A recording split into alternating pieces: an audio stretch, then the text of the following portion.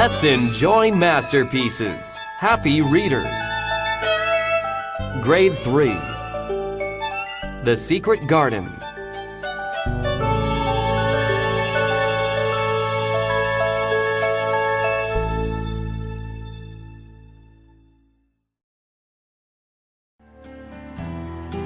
Chapter 1. Mary Lennox.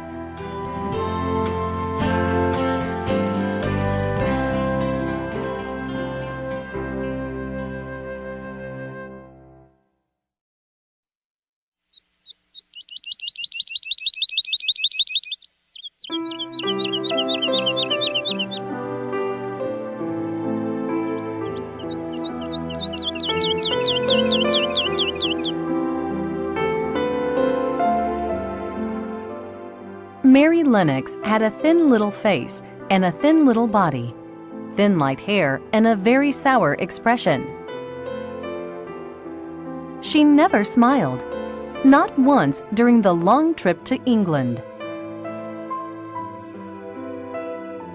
She had come from India, where a terrible disease had killed thousands of people. Among the dead were Mary's mother and father. She didn't miss them very much, since she hardly knew them. Her parents were always away somewhere for important business. Mary Lennox hardly even knew what their faces looked like. Instead of parents, Mary had servants that took care of her. She only needed to ask people for whatever she needed. Unfortunately, Mary grew up believing that everybody was her servant. Now that Mary's parents were dead, the girl had only one relative. His name was Mr. Archibald Craven. Mary didn't know anything about the man, but she would live in his house until she was 18 years old.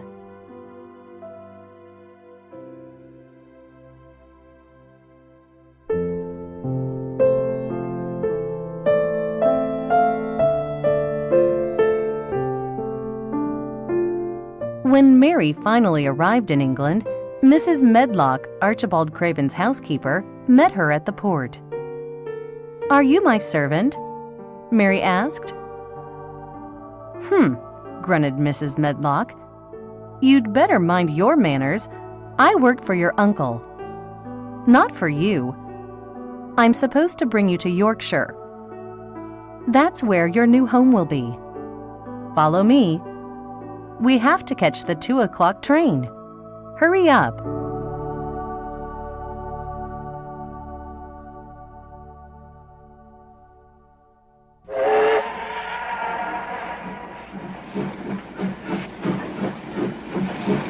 On the train, Mary mostly just stared out the window and watched the English landscape roll by. How different it seemed from India.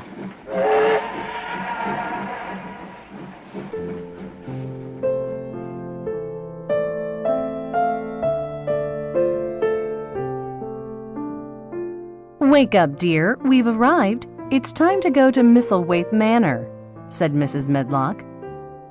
"What's Misselthwaite Manor?" "That's the name of your new home. It's a huge castle that has belonged to the Craven family for hundreds of years. It has a very big lake beside it and many gardens. There are 100 rooms in the house. Most of them are locked, though." "Why are they locked?" Mary asked. "Mr. Craven likes it that way." "Why?" "Well, it's a long story. Mr. Craven is a crooked man. That set him wrong. He was a sour young man until he was married. His wife was very beautiful, and he loved her very much. When she died, he became even stranger. He locked himself in his room for months. Nowadays, he comes out once in a while, but he hardly ever meets people. I'm sure he won't meet you either."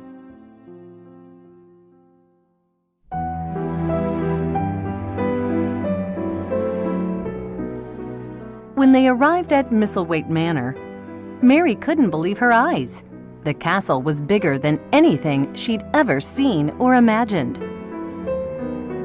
The gardens surrounding the castle were beautiful, even though the flowers weren't blooming yet. "Come on, Mary. I'll show you to your room," said Mrs. Medlock. Mary was led up 3 staircases and down a long corridor to her room. Inside, a fire was burning in the fireplace, and a table was set with a delicious supper. "This is your room, Mary. You must stay in here while you're in the house. Outside, you can go wandering as much as you like." "Yes, ma'am," Mary said. As the girl sat down to supper, she felt more lonely than she had ever felt before.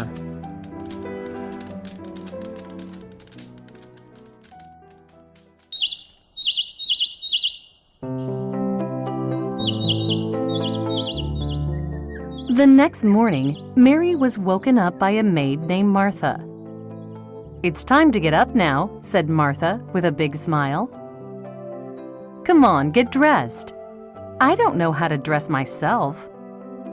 "Then it's time you should learn."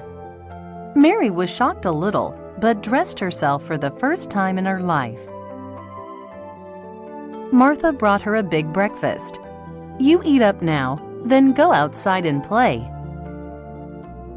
"Won't you come and play with me?" Mary asked. "No, you'll have to play by yourself from now on. If you're lucky, maybe you'll run into my little brother, Dickon." "Dickon?" "Yes, Dickon's a little boy who makes friends with animals." "Where can I find Dickon?" Mary asked. "Oh, he's usually around somewhere. You'll probably find him in the gardens." "What gardens?" Martha laughed. "You're full of questions, aren't you? I mean the gardens surrounding the manor. There are quite a few of them, but there's one you can't go into. It's locked up." "Why is it locked?"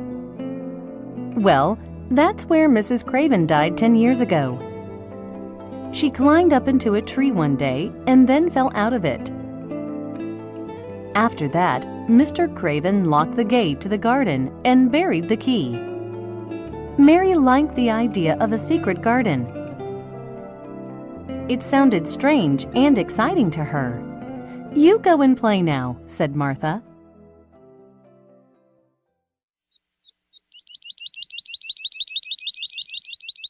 As Mary walked outside, she could see tall trees all around. There also were flower beds and evergreens clipped into strange shapes.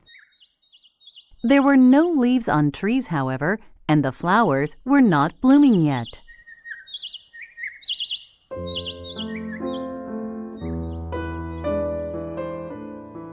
Walking down one path, Mary noticed one wall that was covered in ivy, but seemed to have no door in it.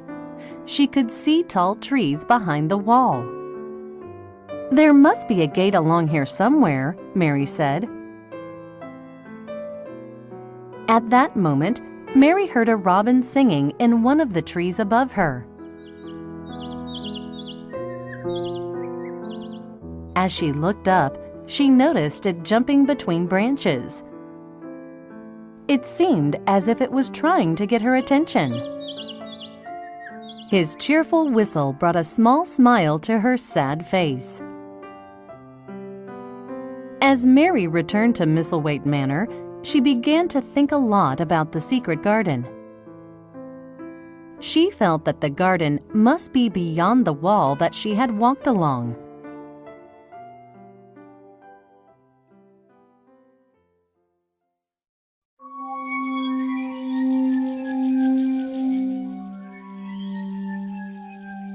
That night, as Mary sat in bed thinking about the secret garden, she heard a strange sound. At first, she thought it was the wind howling. But then, she noticed that the sound was coming from inside the castle. It sounded like a boy crying. Mary walked out of her room and knocked on Martha's door. "Martha, Martha," she called. "I think I hear a boy crying." Martha opened the door and said, "Nonsense, it's just the wind." "But the sound is coming from inside the house." "No, it's not. Now you go to bed right now." That night, Mary had 2 dreams. One dream was a happy one. It was about a secret garden with roses and wildflowers blooming. The other dream wasn't so happy. It was about a boy crying in a room with no mother or father to take care of him.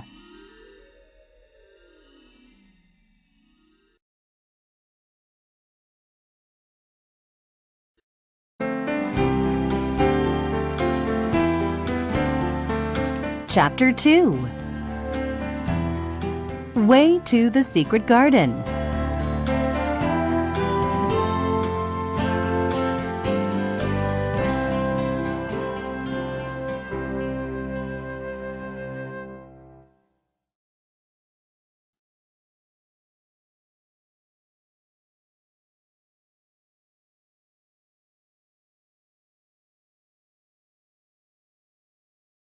Every day, Mary always did the same things. After breakfast, Mary would walk in the gardens. Often, she would hear the sound of the boy crying at night. But she was always told that it was just the wind. One day, as Mary was walking in the gardens, she smelled something wet and muddy. It smelled like something living. "Springtime is coming," she said aloud. Suddenly, Mary heard a bird call over her shoulder. It was the robin that Mary had seen on her first day at the manor. Mary walked toward the bird. It didn't fly away, as Mary expected it to. The bird was standing on a rusty ring on a small mound of earth. It looked like maybe a dog had been digging there. Mary pulled the ring out of the hole. "What's this?" she cried. A key was attached to the ring. Mary felt very excited all of a sudden. "I wonder if this is the key to the secret garden," she thought. And then a strange thing happened. To Mary, it was almost like magic. A gust of wind blew aside some ivy from the wall. On the wall, Mary could clearly see the round knob of a door. Below the knob was a keyhole. Mary knew then that this was the door to the secret garden. What else could it be? Her hand shook so much that she almost couldn't put the key in the keyhole. Mary looked around to make sure that no one was looking. Then, quietly, she slipped through the doorway and closed the door behind her. "Oh my!" Mary said as she looked around herself. The high walls of the garden were covered with the stems of roses. The rose bushes were scattered throughout the garden and were tangled together. "I must be in heaven," she said. On the ground, the grass was brown. There were the stems of wild flowers everywhere, but Mary couldn't see any buds either. The garden was a beautiful place, but there didn't seem to be much life. Perhaps it was wonderful because it was Mary's own place. Nobody else knew about it except for Mr. Craven, and he never went there anyway. Mary looked closely at a flower bed. She pulled away some leaves, dead grass, and weeds from the ground. When she put her nose right to the ground, she could see a few little pale green points sticking out of the ground. "This garden isn't quite dead yet," she said.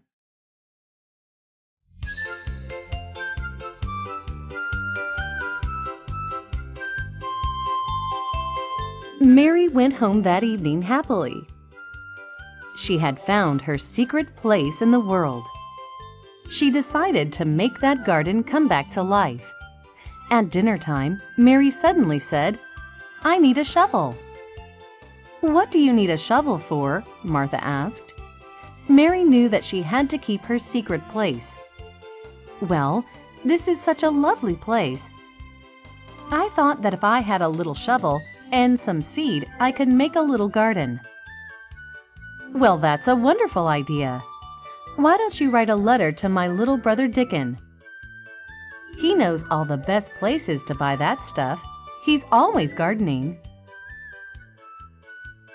After dinner, Mary wrote a letter to Dickon.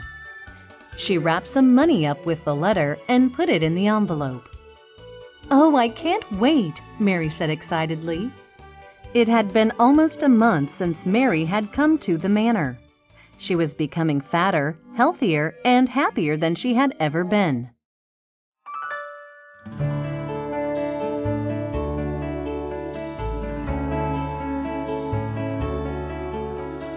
The next morning, Mary learned that Mr. Craven had gone to Austria for a trip. Besides a couple of servants and Mary, there would be no one left in the house. "No one will disturb me now," she thought. "I can work in the garden as I please." When she walked down the path to the garden early that morning, she heard a strange whistling sound. Mary saw a boy sitting in a tree. On his shoulder was a squirrel. Around him were several robins and rabbits sitting on their hind legs. The animals all seemed to be listening to the boy's song.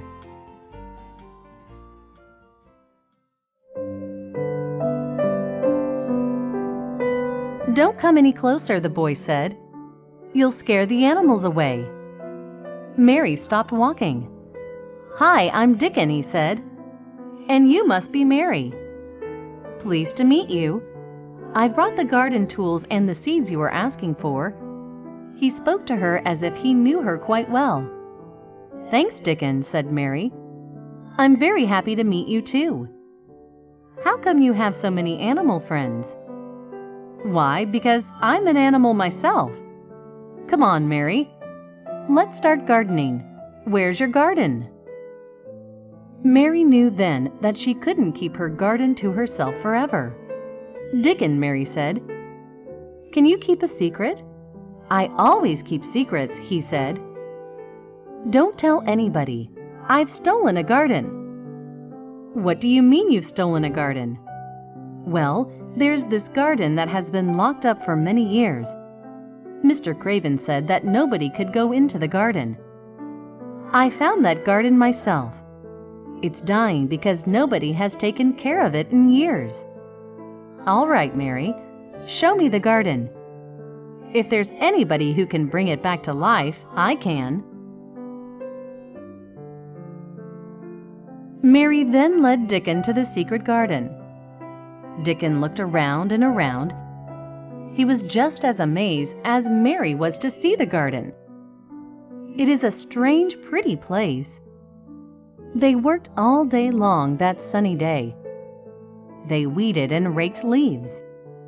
They planted seeds and pulled out dead flowers. They watered plants and made flower beds. "There's a lot more work to do," Dickon said, seeing all that they had done. "Will you come again and help me?" Mary asked. "I'll come every day if you want me to," he answered, with a big smile on his face.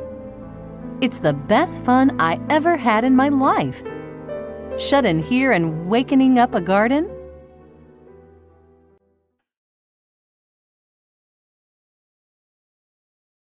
At the end of the long day, as Mary lay in bed, she felt like she had begun a new life. England was no longer a lonely place. It was a place full of animals, friends, flowers, and a secret garden. Who could want anything more?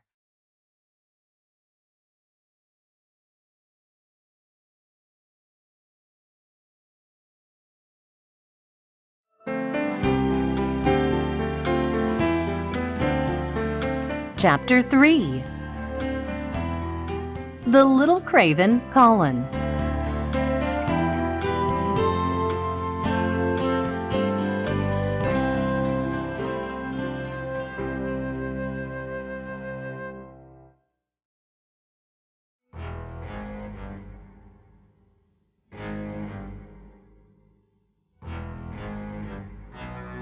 That night, Mary was woken up by the crying sound again. "That isn't the wind," she said. "I know it isn't. I'm going to find out where that crying is coming from." Mary got up and walked down a long, dark corridor. The sound was becoming louder. Suddenly, she saw a glimmer of light coming from beneath a door. Someone was crying in the room beyond the door. It sounded like a young boy.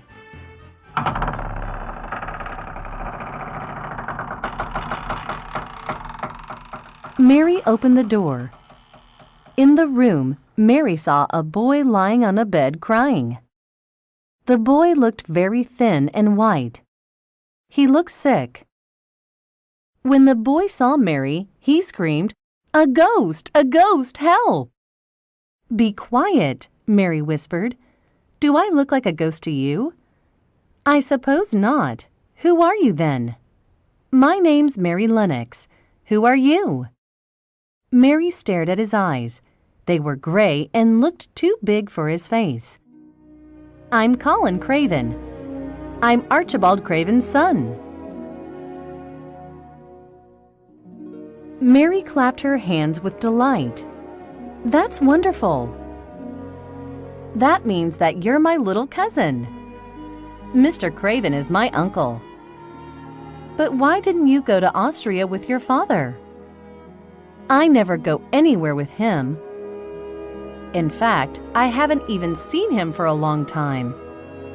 He doesn't like to look at me because I remind him of my mother. She died when I was a baby, so I spend most of my time alone. My doctor said I'm not supposed to meet people. He's worried that I might catch the flu from them. If I live, I may be a hunchback like my father, but I'm too sick to live." "My mother died too," said Mary. "So did my father. That's why I'm living here." "That's strange. How come I haven't seen you around here?" Colin asked. "Oh, I spend most of my time in my garden." Mary realized then that she had said something she shouldn't have said. "What garden?" Colin asked. "Oh, it's just a garden nearby." "Which one?" Mary didn't want to say too much, for she was afraid Colin would tell others about the garden. But Mary felt bad about lying to her cousin. He was so much like herself. "Colin, can you keep a secret?" she asked. "I guess so. I don't know. I've never had a secret before." "Okay, if you tell me your secret, I promise I won't tell anybody about it."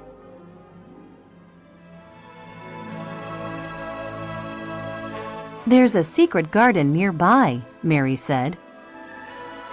"Your father didn't want anyone to go in there, so he locked the door to the garden and buried the key. But I found the key. Now, a boy named Dickon and I are trying to bring the garden back to life." As Mary spoke about the secret garden, Colin's eyes grew wide. He had never heard about such an exciting and mysterious place.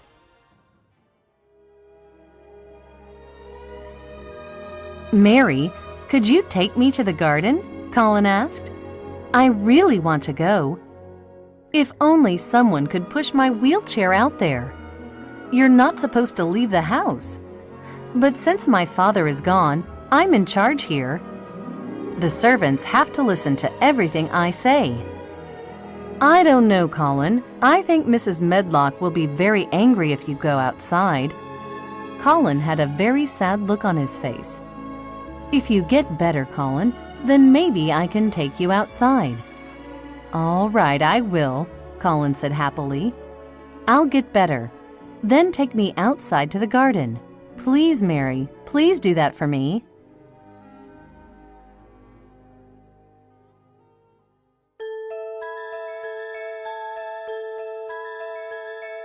Mary and Colin talked late into the evening. They spoke about many things. Mary told Colin how life had been in India, and Colin told her how he felt being in a dark room with only books. But the thing that they spoke the most about was the garden. He wanted to know where it was, what kind of flowers there were, and how big it was. On and on, Colin asked question after question. The boy felt happier that evening than he had in a long time.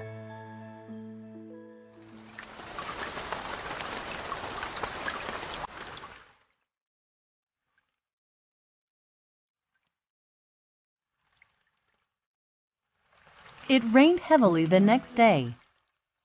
Since Mary couldn't go out in the rain, she was with Colin for the whole day. When Martha found Mary in Colin's room, she got angry. "It's okay," Colin said. "She has my permission to stay here." The servants couldn't say no to Colin.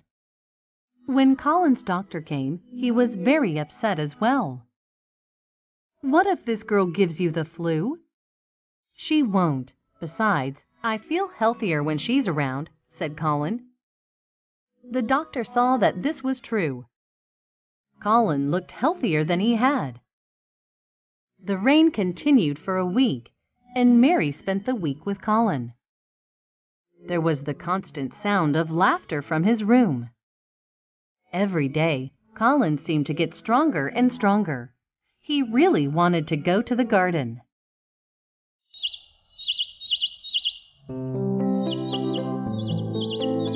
On the first clear morning, Mary woke up very early. She opened the window and smelled fresh air. As soon as she put on her clothes, Mary ran to the garden. Dickon was already hard at work. "Look," Dickon said, "the garden is alive." Mary looked around. It was true. Green points were pushing through the earth everywhere. Leaf buds were growing on the rose bushes. Flowers were blooming orange, purple, yellow, and red. Best of all, the robin was building a nest. "When did this happen?" Mary asked, amazed. "Over the last week. The rain did the garden some good." Mary was happy to see such life in something that she believed was dead. As Mary worked with Dickon that morning, she told him about Colin. Dickon had already known about him from Martha.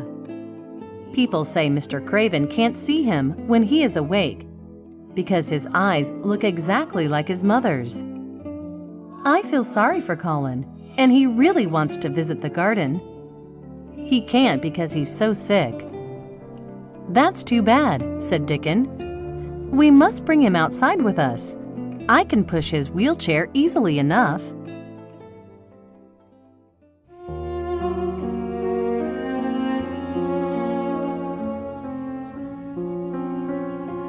When Mary went to see Colin after dinner, Colin was very sad. He had spent a beautiful spring day inside all alone. He looked as bad as he had looked the first time Mary saw him. "Mary," Colin said, "I think I'm going to die. I'll never see your garden." "Nonsense," Mary said. "You just feel bad because you stay inside all the time. You never breathe the fresh air. You never use your muscles. You need to go outside." "No, Mary," he said, "I can't. I'm growing a hump on my back. I can feel it. Look." Mary looked at his back. "There's nothing there, Colin. You're imagining everything. You have to come work in our garden. The sooner the better." "All right, Mary," he said. "I'll come with you as soon as I can." Then Mary told Colin about the budding leaves and the blooming flowers. That night, Colin dreamed about the earth and the flowers, the animals and the plants. He dreamed about the secret garden.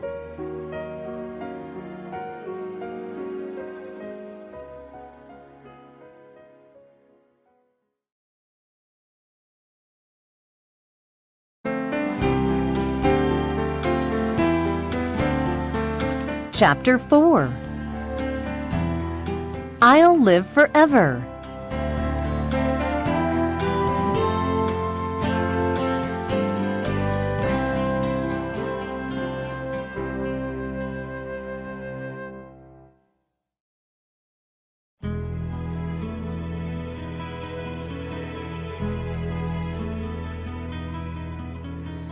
The next morning, Mary went to Colin's room and said, "I'm going to see Dickon, but I'll come back." In 5 minutes, she was with Dickon in the garden.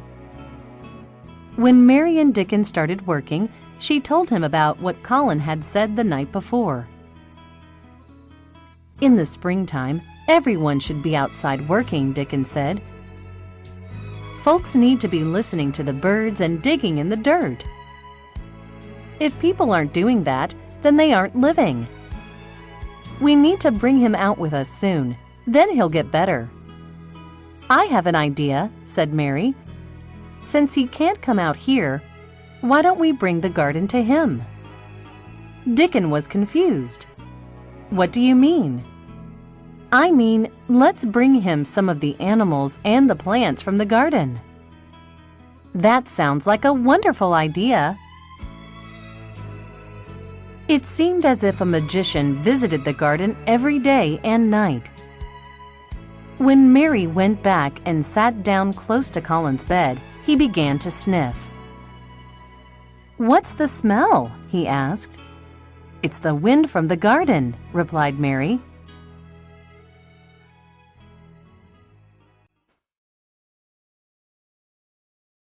The next morning, Mary burst into Colin's room. "Spring has come," she yelled out.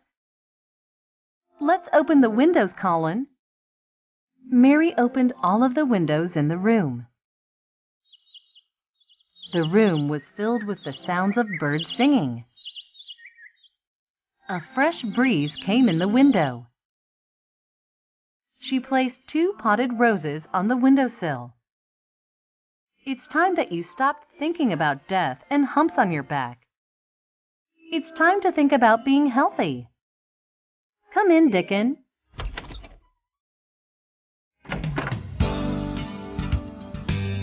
Dickon walked in the room. "Hello, Colin," he said. Colin was amazed at what he saw. He almost jumped out of bed with excitement. Dickon had robins on his shoulders, and he was carrying a baby lamb in his arms. A little red fox also walked by his side. As Dickon placed the lamb on the floor, 2 squirrels ran in the door. They jumped on Colin's bed, and the boy cried for joy. Colin decided at that moment that he would go outside that day. "I need someone to push my wheelchair," he said. "I can do that," Dickon said. "You don't need to worry about falling either." Colin then called Mrs. Medlock. "Please tell all of the servants that I'm going outside today," he told her. "And I may go out every day from now on if the weather is nice. When I go outside, I don't want any servants to follow me. Mary and Dickon will take care of me. You don't have to worry about anything." "Yes, Colin," Mrs. Medlock said.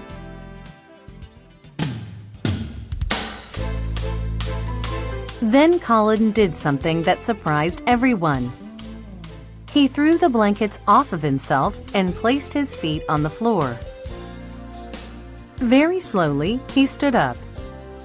His legs shook a lot. He took 5 short steps and sat in the wheelchair. As he sat down, Colin was dripping with sweat. "I haven't stood up in 2 years," he said. Dickon pushed Colin to the staircase. Then he helped him to walk down the stairs and outside.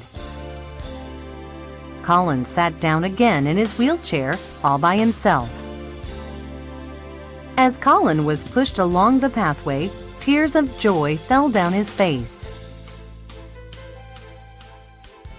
When at last they got to the gate of the secret garden, the children began to whisper. "Okay, Colin," Mary whispered. "You can't tell anyone about this place." "Quick, quick, push me in," Colin said. "Somebody may see us." As Colin was pushed into the secret garden, he gasped. The whole garden was alive with colors, sounds, and smells. The flower beds and rose bushes looked like they were painted violet, blue, yellow, and red. The roses formed bridges above their heads. Bees buzzed through the flowers and birds sang in the trees. Colin had spent hours imagining what the garden would be like. But he never imagined it was as beautiful as this. As the sun fell upon Colin's face, Mary noticed that he looked different. He had a glow of color in his cheeks and his eyes sparkled. "I'll get well," he cried out. "I'll get well and I'll live forever. I've seen the spring. Now I'm going to see the summer. I'm going to see everything grow here. I'm going to grow here too." That day, Colin got out of his chair and walked around a little. And when he came back the next day, he walked a little more. Soon, he was strong enough to work in the garden.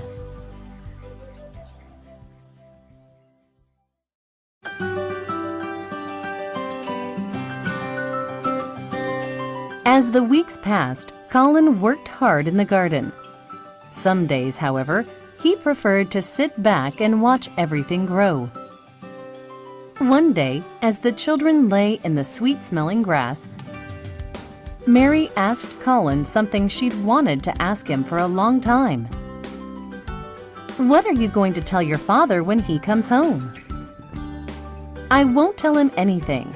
I'm just going to walk up to him and show him how healthy I am." Colin was as healthy and strong as anybody of his age. In addition to the work that Colin did in the garden, he started exercising every day. Soon, he became strong. He seemed to be growing as well.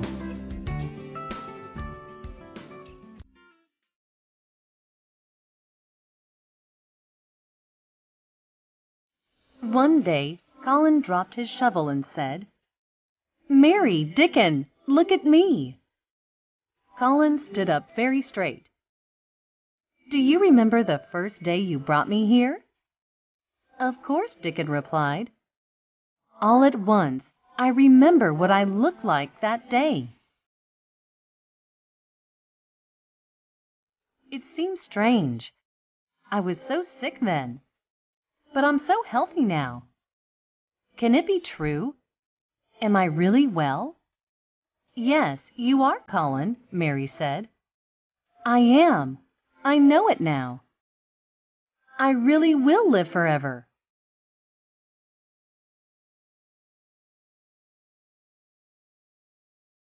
"I wish my father would come home. I want him to see me now, and I wish my mother were alive too. I wish she could see what a strong young boy I am." "I think your mother is alive," said Dickon. "I think she's alive in this very garden. She's growing in the flowers and in the trees. She's growing in the grass and the bushes. And she's growing in you too, Colin."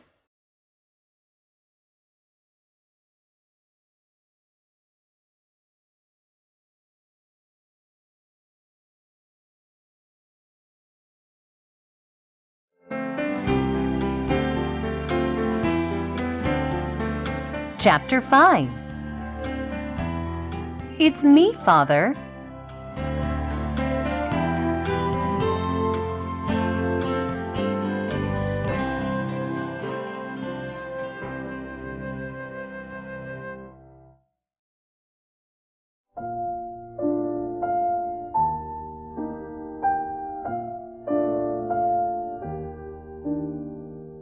That spring, the secret garden came alive.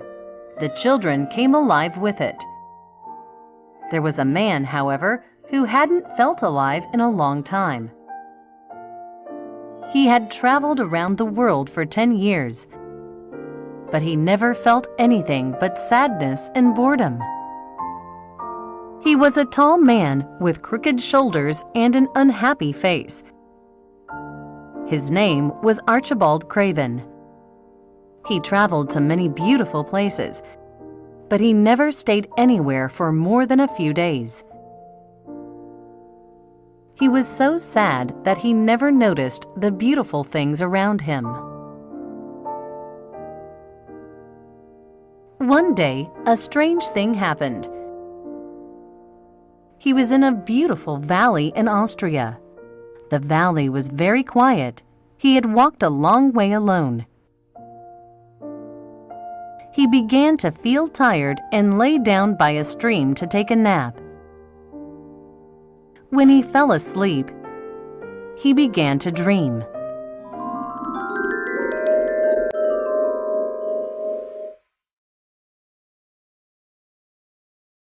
His dream was so real, however, that he didn't think he was dreaming.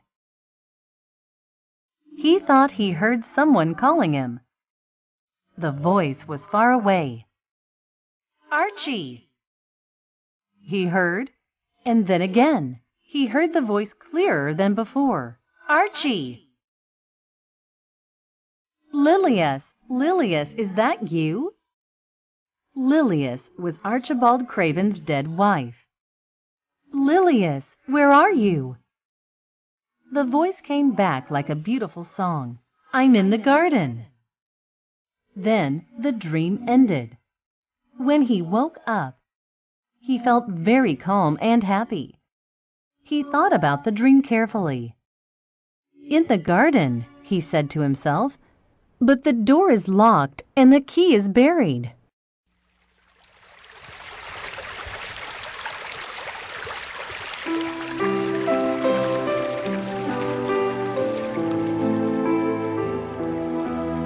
Archibald looked at the stream.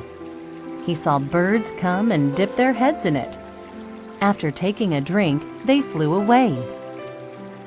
He looked carefully at a bunch of wildflowers. The leaves of the flowers were wet from the splashing stream. The flowers were deep blue. The color reminded him of the lake next to Misselthwaite Manor. Archibald found himself looking at them as he had looked at such things years ago. "I will go back home," he said. On the long train ride back to his home, Archibald thought about his son. He realized that he hadn't paid any attention to him for 10 years. In fact, he had only wanted to forget about him. He had not meant to be a bad father, but he had hardly been a father at all. He rarely even saw the boy. He only saw Colin when he was asleep. "I have been a bad father," Archibald said to himself. "Maybe I can change. Maybe I can be a good father to him from now on." As the train passed through beautiful valleys of England, Archibald Craven smiled. It had been years since he had smiled. He felt peace, and even more importantly, he felt hope. He knew that his life would get better. He knew that he could make a difference in Colin's life. When Archibald finally arrived back home, he called for Mrs. Medlock. "How is my son, Mrs. Medlock?" "You should go see for yourself, Mr. Craven. I think you'll be surprised." "Where is he then?" "He's in the garden. He goes there every day now." No other people are allowed to go near. Archibald then went to the garden. He walked down the same path that Mary had walked down on her first day at Misselthwaite Manor. He walked to the garden's door and stopped. He knew where the door was, even though the ivy hid it, but he couldn't remember where he had buried the key. Where could that key be? He thought.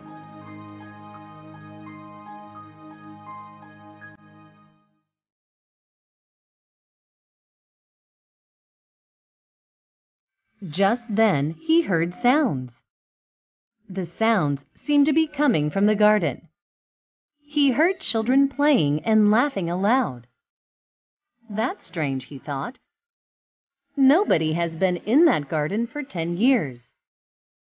Suddenly, Archibald heard a shout of laughter, and a boy ran through the doorway. The boy ran right into Archibald's arms. He was a tall, handsome boy.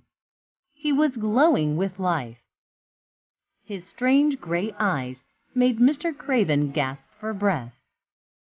He had never thought of such a meeting. "Oh, who are you, little boy?" he asked. "It's me, Father." "Don't you recognize your own son, Colin?"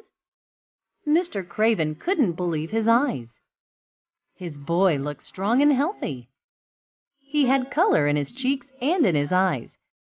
He seemed happy. He didn't look at all like the Colin Craven that Archibald knew. "Colin? I can't believe it. Is that really you? You look so different." "That's because I've grown, Father. I stopped dying and I started living. I was brought back to life, just like this garden.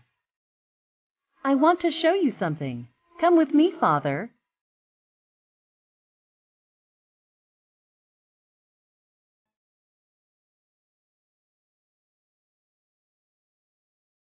Colin then led his father into the garden.